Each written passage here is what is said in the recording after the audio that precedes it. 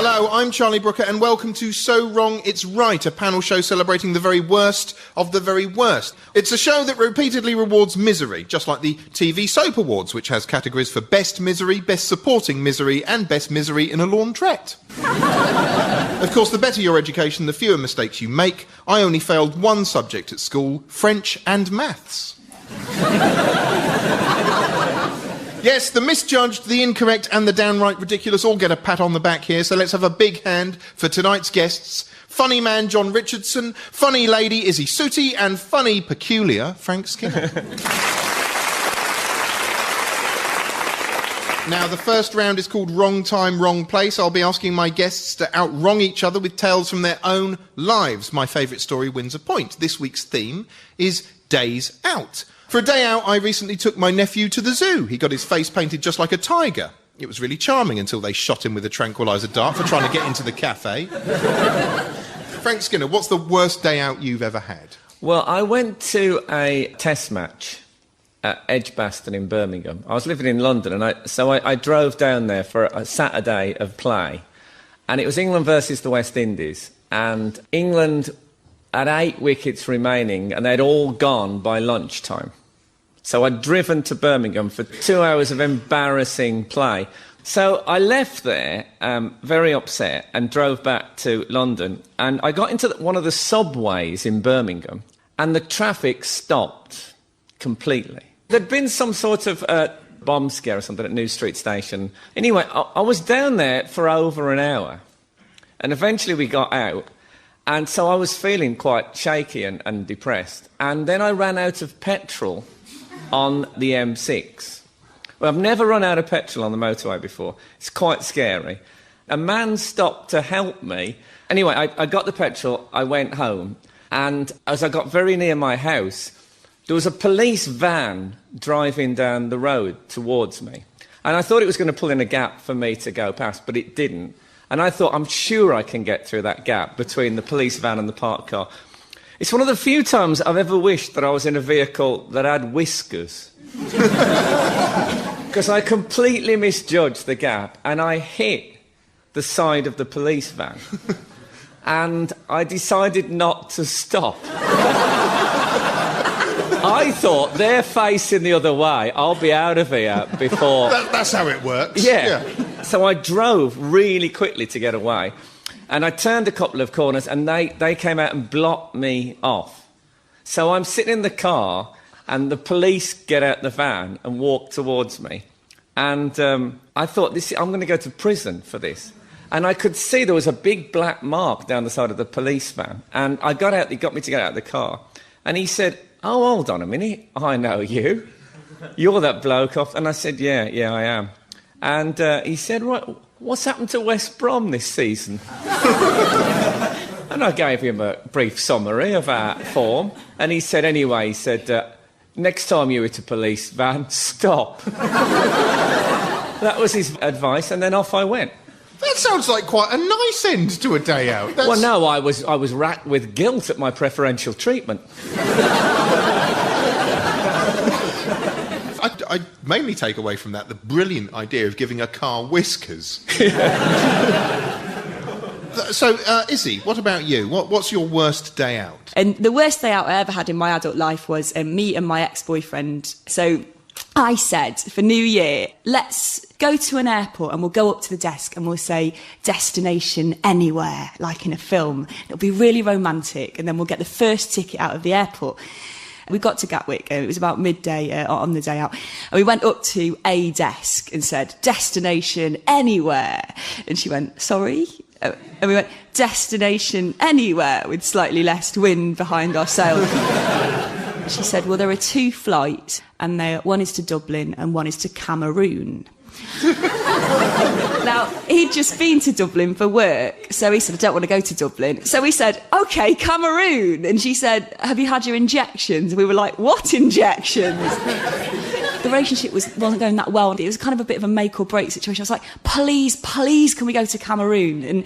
And he was paying, so he was like, OK, we'll go to Cameroon. So we went to buy the ticket, and they said, you do realise that you'll be on the plane at midnight? And we were like, oh, it was like a 20-hour flight or something. So he said, come on, we won't go to Cameroon. And we walked hand in hand to the pub in Gatwick and got hammered in the pub and played table tennis with pilots' sons who were waiting for their dads to finish work on New Year so they could have a party. And then we went home, we had an argument, and then we played pin the tail on the donkey, and then went to bed before midnight, like 11:40. So that was the worst day out that I've ever had. That's an epically rubbish day out. John, what's your catastrophe? Well, mine's more of a sort of tale of overreaction, because I just like to hate everything. So even a good day out, I'll hate it anyway.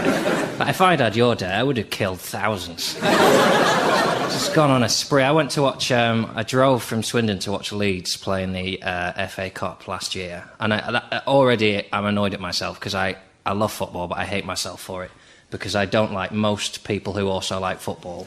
And it was snowing, and I kind of knew we were going to lose. And then traffic was bad because it was snowing, so I had to walk the last 2 miles to the ground. And we got battered, and then I had to walk 2 miles back to my car. And then I started driving home. I had my sat-nav, but I made the mistake of believing TomTom time. So when it said you will get in at midnight 46, I thought, well, that's fine, midnight 46, I can watch an episode of Family Guy and have a little glass of port and be in bed by 1:30. I've got to get up at 7:30, so that's fine. And then things kept happening that just took a minute at a time. Like, I had to stop for petrol because I do that. Well, that's how you get it, is it? You have to stop. Yeah. When the needle's getting low, I think this needs sorting. Just buying a new car every day. This one stopped as well. And then they closed the motorway, and then I got really near home, and the road just shut again with no warning, and I got really angry then. And I was driving through a little village, and I held my horn down all the way through the village as a sort of protest. And then the junction before I turn onto the estate I live on, a traffic light in the middle of nowhere with nobody for miles around, went from green to red. And I just lost it. I thought, there's no way these are on a timer. There's a man whose job it is to operate these traffic lights, who is a Tottenham fan, who has watched me drive all the way. And then I wound my... This is the lowest point of my life. I wound my window down and I spat at a traffic light. Can I ask a question? What game was it in the FA Cup? It was the replay, Leeds top, and then we got them back to Ellen Road. And because I smacked. did the FA Cup draw that year. I think I might have sent you to Leeds. Well, I should probably reveal that a few years ago when England were playing the West Indies, I put a bomb at Birmingham New Street. So, we're even at last. That was an odyssey of pain that you described then, and I have to say, I think that deserves the point. Well done, John. OK, our next round is called Do Your Worst. I'll be asking each of my guests to pitch me a spectacularly bad idea. This week, I've asked them to come up with an awful concept for a smartphone app. In case you don't know what an app is, don't worry, you can probably download an app that'll explain it to you. Many apps are games, and the best-selling one of all time is Angry Birds, in which brightly coloured squawking chicks desperately launch themselves at pigs. It's basically a Mancunian nightclub simulator.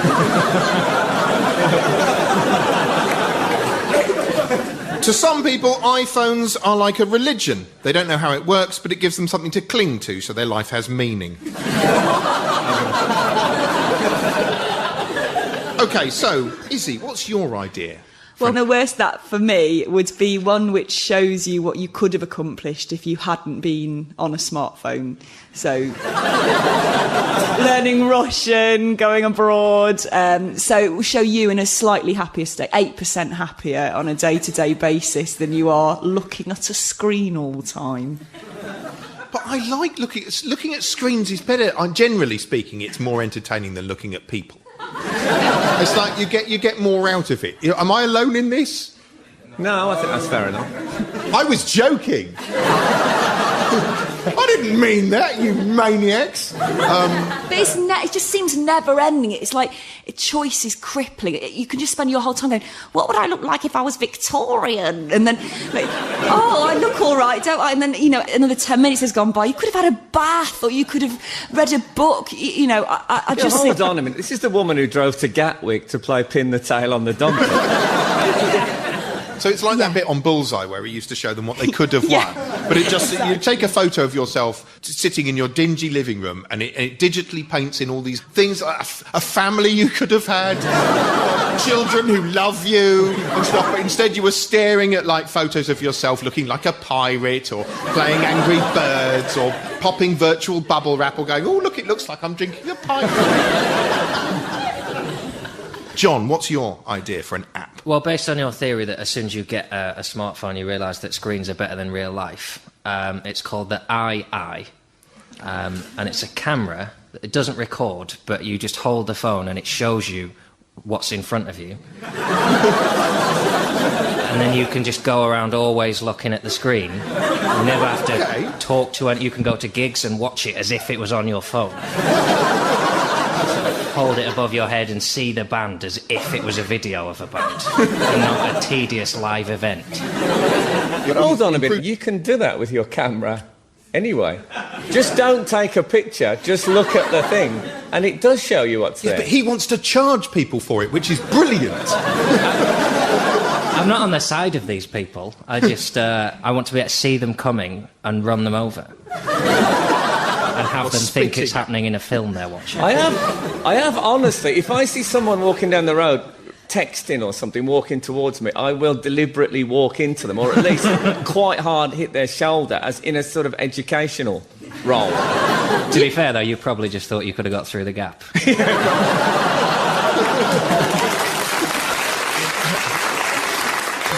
Yeah, that's what we need, a Whiskers app.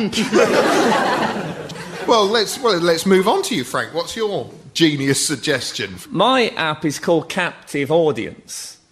And the idea of it is that you kid people into thinking that you've got a hostage hidden somewhere very near to where you are.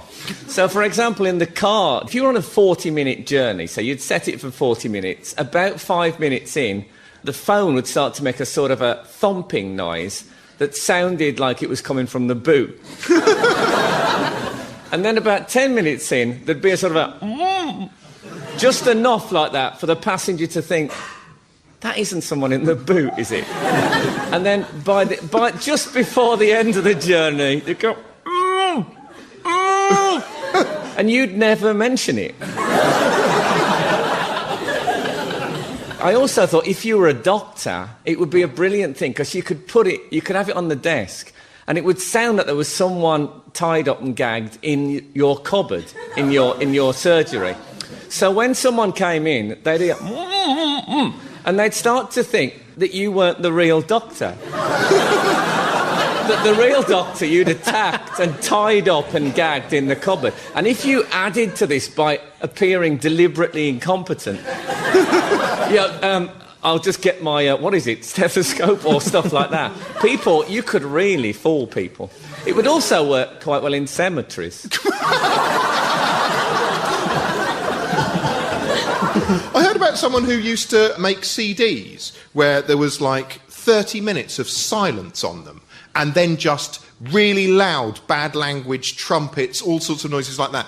And what he'd do is he'd go into like high street stores like Dixon's or Curry's and put them in the stereos, turn the volume up to maximum, press play, and then just walk away and wait. Brilliant. It's a brilliantly psychotic thing to do.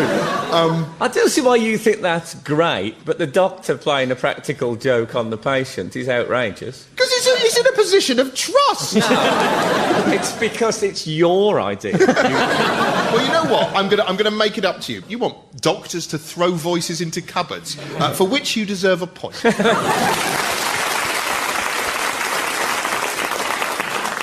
Now, this round is called This Putrid Modern Hell, and it's devoted to the biggest wrongs from the modern world. I'll be asking each of my guests to nominate the thing they hate most about modern life. My favourite answer wins a point. I'm a modern consumer. I was admiring blackberries in Curry's the other day. Weird recipe, but what do you expect at a Heston Blumenthal restaurant?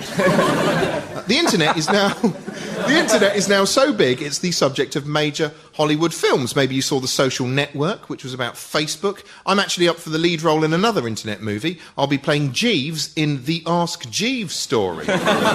Basically, I dress as a butler and spend 300 hours telling people where the pornography is. John, what annoys you most about the modern world? Well, pretty much all of it. It would be easier to list the things I don't hate. Of all of the ones that I hate, I'll pick sexual liberation. You said that with disgust. Yeah. Playing across your face. I think I was supposed to have been born in the 1920s. I hate all the sex everywhere. And I'll tell you something, that would explain the port. And my dress sense. I'm biased because it's one of the things I'm worst at. And I don't think that should matter. I think revolving during sex? What are you talking about? Just sex in general. I'm bad at it. I don't like it. But it counts too much. If people are telling you you're bad, you must be terrible. They're openly critiquing. What, during? There isn't time. It's just... I just, I want to live in an era where you marry someone for 10 years, then you do it once, and you both apologise afterwards. I'm terribly sorry, I didn't know I did that. Something came over me, if you'll pardon the expression, and I did something I'm not proud of, and I think we should probably divorce now and live in separate countries. But now you have to, go out and you have to do it. It's the first thing you have to do. Don't get to know me. Do me first. Do me all the time. If I go to a nightclub, as I am wont to do, and I have a few blue wickets, and I meet a charming lady, I am... The last thing you want to do is have sex with her. Yeah, but you can't say, let's just go back and watch an 80s feel-good movie and then cuddle for a bit, and then, You could?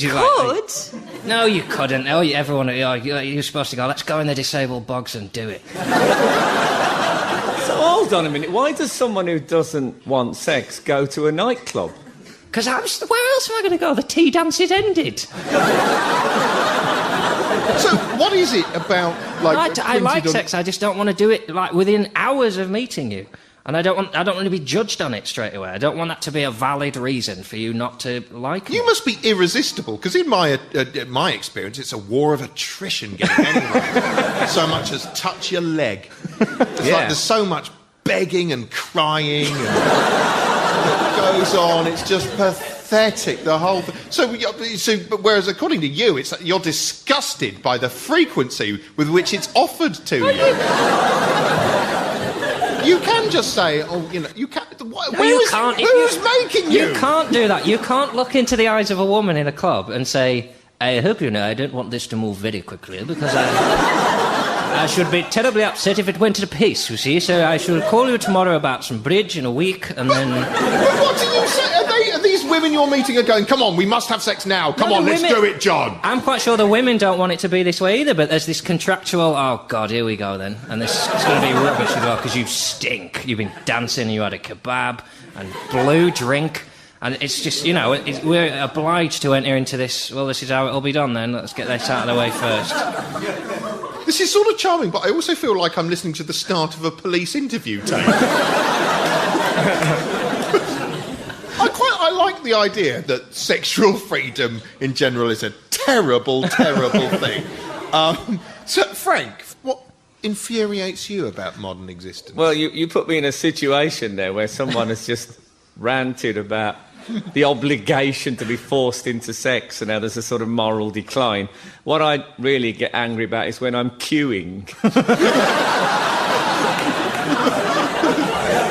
This is like turning off Frankie Boyle to watch The Goodies. No, I really get wound up by the fact that people don't know how to queue anymore. You get those people that have a chat very near the end of a queue. So you have to say to them, excuse me, are you in the queue? And they always, if they're not in the queue, they look at you like, what kind of a stupid question is? Of course we're not in the queue. Well, you would then stand at the end of the queue then. And there's people that won't pick up their bag. They have to kick it as the queue moves along. And what about those people, if you're in a shop or a cafe, you can hear behind you, let me remind you, behind you in the queue, saying, shall I grab a table? No, that's one of the things we're queuing for, is a table. And the fact that there's 3 of you, so one of you can go and get a table, and I'm on my own, is a basic oppression of the lonely. Hear, hear. Thank you very much. However, when it comes to queuing for sex, I'm fine with it. But I thought it was pretty much sorted out by the whole cashier number X system, that I'm just a worker ant being given basic instructions, and I quite like being just told what to do. Go to number 4. That's fine. I don't mind that one. Although what I don't like about that one is when you're at the front of that queue and it says, counter number 5, please. And you don't hear it first time, and people start shoving you and pointing at counter number 5 like you're a complete fool. As someone who's been behind that person, I just think, when we've been queuing, why haven't you been looking at where the tills are and where the display is that announces where the next till is? What have you been doing while we've been queuing? How can you not know there was a till number 5? Some people get to the front and they go, where's 5? You go, it's behind 4. Have you ever had that thing happen when you get to the front of the queue and it says cashier number 4 or so, and you walk over and the cashier walks away and you're like left, like you've been amputated from the queue, and you're just, and no one will let you back in. They knife you first. Yeah, well, the person at the front of the queue gives you that look that says, you dare walk back. So Frank, you're furious about queuing. Izzy. Well, the main thing that I hate is my friends, now I'm 32... Oh, you haven't finished. Now I'm 32, I don't need friends. Now I'm 32, my friends have started moving away to the country to have kids, and they almost immediately become very smug and start going on about how you can buy homemade marmalade from next door, and it's got bits of orange in it. You never get that in London. I think you do. You just have to pay probably more than you do in the country. And like all the shops close at 2:00. It's not Italy. Just stay open. So basically, you're infuriated by smug people going and having children, spawning brood out near some trees. Yeah, and they're sort of... Yeah, and it's like they give them a name like, we got inspired by a tree, so we're going to call her Acorn. She's going to get bullied. The country's not... Did you not grow up in the... I grew up in the country. It's nice. We're not all monsters. Some of us have got sort of bark on us. There was nothing to do at all where I grew up. I grew up in Derbyshire, and maybe that's kind of fed into my resentment of people who idealise the countryside. I think that's it. I think actually what I'm annoyed with is the notion, and in a way it's a bit similar to John's. It's this thing that there's always something better going on, but in the countryside. Whereas you not sex. There's always something better going on. That is the problem. I mean, when I go back to the village where I grew up, it's like really, you go, it's lovely. It's great. And after 48 hours, you just get the scenery's the same. I've just walked out. It hasn't changed. That's the problem with going for a walk in the countryside. It's the same bloody countryside every day. And once you're out in the countryside, there's no point for going for a walk in another slightly different bit of the countryside, because it's all just the countryside. It's only a novelty when you live in London.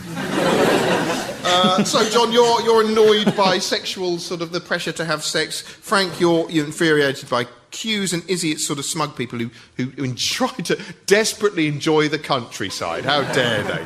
I'm going to give the point to John, because I think you nearly said I'm going to give it to John then. Now, into a very fast, quick-fire final round, I'll be asking my guests a series of quick-fire questions. As ever, the wrongest answer to each one wins a point. What is the worst thing you've ever laughed at? I laughed at my dog's death. No, that's absolutely true. Not so much its actual demise, but my father, who was alive, he phoned me up and he said, Shep's died. And I said, no, I'm sorry to hear that. He said, I let him out last night, to do his business before we went to bed. He said, I heard a splashing noise. And I said, well, you would. And he said, no, he fell in the garden pond. Right, it's a tiny pond. It's about a diameter of about 2 feet. And he said he fell in the pond. He said, I had to go out and pull him out of there. He said, and this is what my dad said, bear in mind he's breaking the death of the dog to me. He's very upset. He said, I had to give him artificial respiration. And of course, I didn't know whether he was pumping at his shoulder blades or actually doing the mouth-to-mouth thing. And he said, I knew he wasn't well after. And he said, I got up the next morning and he was lying dead by the telephone. And of course, I had to say, do you think he was trying to call a vet? And he got genuinely upset. But it's terrible hearing tragedy dressed in such circus entertainment. It was nice we could all laugh at your dead dog. Yeah, he had a gun in it. He's 18, for goodness sake. It was time. Anyone else laughed at something awful? Exclusively laugh at things that aren't meant to be laughed at. If you've never just typed walking into Glassdoor into YouTube, then you've never really lived. I haven't done. There's one where a guy's got a coffee and it just... There's one at the moment of Bobby Davro. Have you seen that? Oh, God, yes, no. It's a horrible... That's horrible. This isn't a roundabout what's funny and there's no consequences. It's a video of a programme, the taping of some BBC show from, like, the mid-90s or something like this, and Bobby Davro is placed in a set of stocks. So his head's through the stocks and his hands liking are it there, so far. and he can't better. move. And it's up on... It's from a safety video or something. They show you a thing that could go wrong. And he's placed up on a sort of podium, and then... something goes wrong, and they're dancing around. Lionel Blair is in front of him, dancing around, clapping and laughing like this. Lionel Blair, Jim Bowen. Jim Bowen. And then the stocks it tumbles forwards like that, and he obviously can't move his hands or his face straight head first from a height onto a studio floor, and he's knocked unconscious. And it's... I watched that and I felt desperately unwell. What's the matter? You just laughed. Because it's the thing that could happen to me. It's not, I'm glad he's hurt. There's just, my God, now I know if I'm ever put in stocks, they should be secured to the stage. Because you can see it tilts, and you can see him go to pull his head out. And then you know he's got that 5 seconds of, well, we know what's happening now. Can I say that I will still have my coat on when I get home and look at this Bobby Davro? And that noise means we've reached the end of the show. That's what that noise means. I think I'm going to give the point to John, which means that John is officially the worst contestant and has won. Congratulations to you, commiserations to Izzy and Frank, commiserations to you for sitting there listening to me say this. Now go away.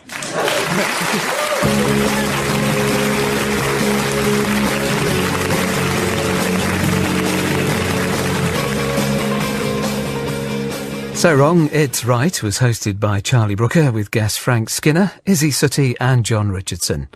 The producer was Aled Evans, and it